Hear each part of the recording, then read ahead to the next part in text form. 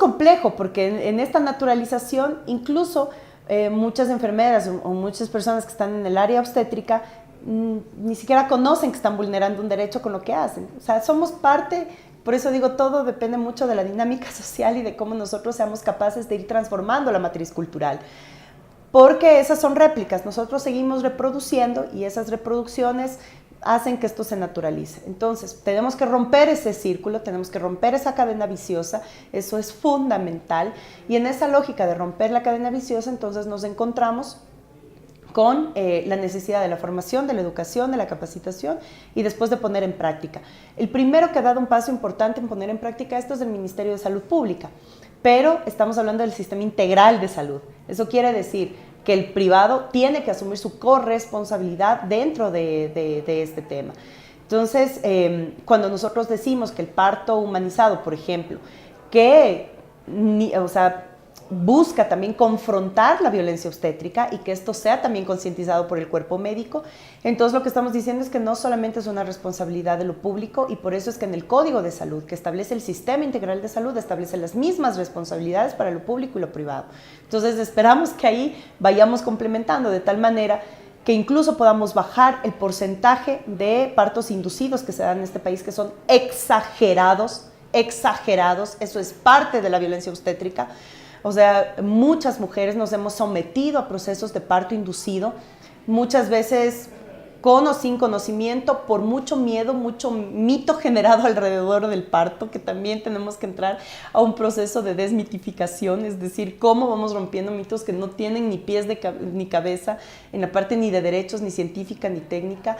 Y el tema es que, por ejemplo, mientras la OMS te dice que por país, o sea, que el porcentaje admitido por país es del 13 al 15% de partos inducidos, tú te encuentras con una realidad en que las clínicas privadas superan el 80% de partos inducidos en este país.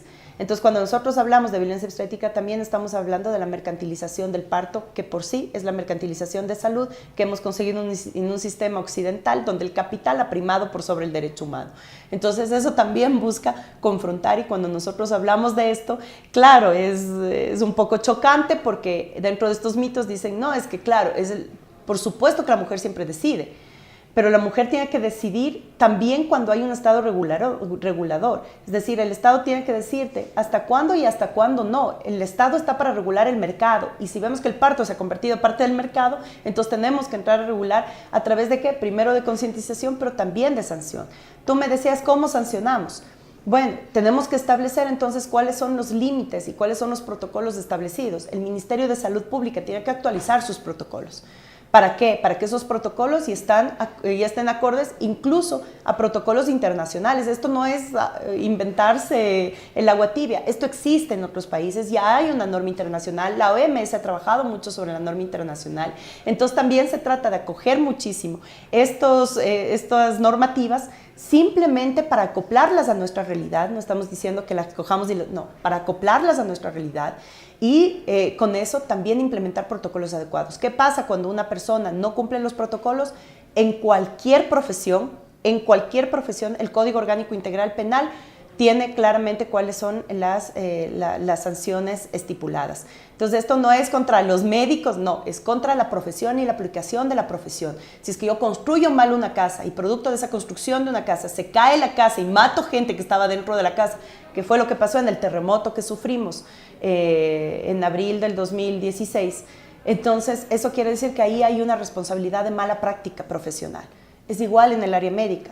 Entonces, cuando está en nuestras manos la vida de los seres humanos, tiene que primar la responsabilidad y la ética profesional por sobre el mercantilismo.